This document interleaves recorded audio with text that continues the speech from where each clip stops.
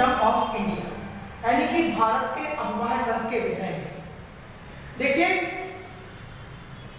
किसी भी देश की भूमि की ढलान के अनुसार उनका अफवाह तंत्र तय किया जाता है। भारत एक विशाल देश है जिसमें उत्तर की ओर हिमालय पर्वत है और दक्षिण में प्रायद्वीपीय पठार है, और इसके बीच में उत्तर भारत का विशाल मैदान है। तो द डेमेनर सिस्टम ऑफ इंडिया में बताया गया है कि इसको दो भागों में हमने बांटा है। एक तो है हिमालयी नदियों का अफवाह तंत्र और दूसरा है प्रायद्वीपीय नदियों का अफवाह तंत्र। प्रायद्वीपीय नदियों का अफवाह तंत्र।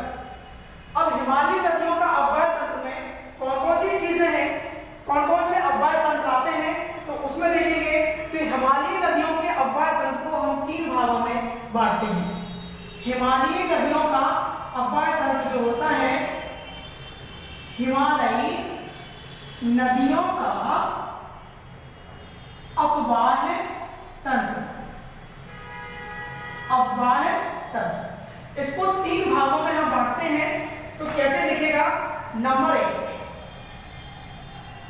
चलता है, नंबर एक सिंधु अफवाह तंत्र, सिंधु अफवाह तंत्र। दूसरा है गंगा अफवाह तंत्र, और तीसरा होता है ब्रह्मपुत्र अफवाह तंत्र।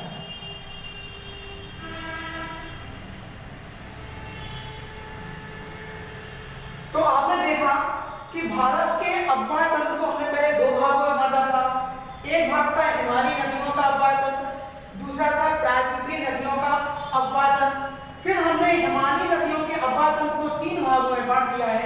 एक था सिंधु अफवाह तंत्र, दूसरा था गंगा अफवाह तंत्र, और तीसरा था ब्रह्मपुत्र अफवाह तंत्र। अब हम ये देखेंगे कि सिंधु जो नदी है, सिंधु अफवाह तंत्र है, उसका उद्गम स्थल कहां से है, सिंधु नदी कहां पर गिरती है। ठीक है, तो इस तरीके से मैं देखना चाहता हूं कि सिंधु अफवाह तंत्र जो है, तो सबसे पहले देखेंगे हम सिंधु नदी। देखिए, सिंधु नदी जो है वो कहां से निकलती है, तो सिंधु नदी का जो उद्गम स्थल है वो कैलाश पर्वत श्रेणी के बोखर-चू के निकट। ठीक है, तो एक क्वेश्चन ये आपका बिल्कुल बनता है कि अगर आपसे किसी ने पूछ लिया कि सिंधु नदी का उद्गम स्थल कहां पर है, तो आप क्या आंसर देंगे? आप जरा बताइए क्या आंसर देंगे? तो आंसर होगा बोखर-चू के निकट। अच्छा, बोखर-चू कहां पर है? ये कैलाश श्रेणी का एक भाग है। तो सिंधु का जो उद्गम स्थल है वो क्या है? बोखर-चू के निकट। क्या है? बोखर-चू के निकट ये सिंधु नदी यहां से निकलती है। अच्छा, बोखर-चू के निकट यहां से सिंधु नदी निकलती है, तो वहां पर इसको क्या कहते हैं? तो मैं आपको बता दूं कि वहां पर इसका नाम होता है सिंघी खंबान या शेरमुख। क्या कहते हैं इसे? सिंघी खंबान। क्या कहते हैं? सिंघी खंबान या शेरमुख के नाम से इसे जाना जाता है। किसके नाम से? तो आपने देखा है कि सबसे पहले सिंधु का जो उद्गम स्थल है वो कैलाश पर्वत श्रेणी के बोखर-चू के निकट से होता है, जहां पर इसे सिंघी खंबान या शेरमुख कहा जाता है। Okay, right. तो यहां पर आपके दो क्वेश्चन कंप्लीट होते हैं। एक क्वेश्चन ये है कि सिंधु का उद्गम स्थल कहां पर है, तो आप सीधा बता देंगे कि कैलाश पर्वत श्रेणी के निकट है। कहां पर है? बोखर-चू के निकट, और वहां पर कहते हैं सिंघी खंबान या शेरमुख उसको बोला